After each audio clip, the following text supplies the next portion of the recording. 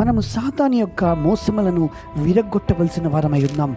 ఈ కాలంలో ఏఐ ద్వారా అనేకమైన ఫేక్ వీడియోస్, ఫేక్ విషయాలు ఎక్కువగా బయటకు వస్తున్నాయి.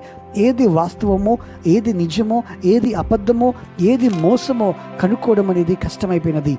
సాతాను కూడా అబద్ధికుడు, సాతాను అబద్ధమునకు జనకుడు, సాతాను మోసగాడు. సాతాను హవ్వను అబద్ధములతో మోసపుచ్చాడు. దేవుని యొక్క సత్యానికి విరోధముగా సాతాను తన అబద్ధములను మన హృదయంలో విత్తుతూ ఉంటాడు. మనం గమనించవలసిన విషయం ఏంటంటే, సత్యమునకు అబద్ధమునకు ఆ వ్యత్యాసం మనం ఎరిగి ఆ రెండింటిని విభజించగలిగి మనము పాపములో పడిపోకుండా, సాతాను యొక్క మోసములో పడిపోకుండా మనల్ని మనము కాపాడుకోవాలి. యేసు ప్రభువును కూడా సాతాను మరి అబద్ధములతో మోసగించి పాపము చేపించడానికి ప్రేరేపించినది. కానీ యేసు ప్రభువు వాక్యం అనే ఖడ్గముతో, సత్యముతో సాతాను యొక్క ప్రతి అబద్ధమును ఎదుర్కొని వాని మోసమును లయము చేసి ఉన్నాడు. మనము వినే ప్రతి స్వరమును పరీక్షించాలి. పరిశుద్ధాత్మ దేవుని మీద మనము ఆధారపడాలి. అప్పుడు ఆయన మనల్ని సర్వ సత్యములోనికి నడిపిస్తాడు.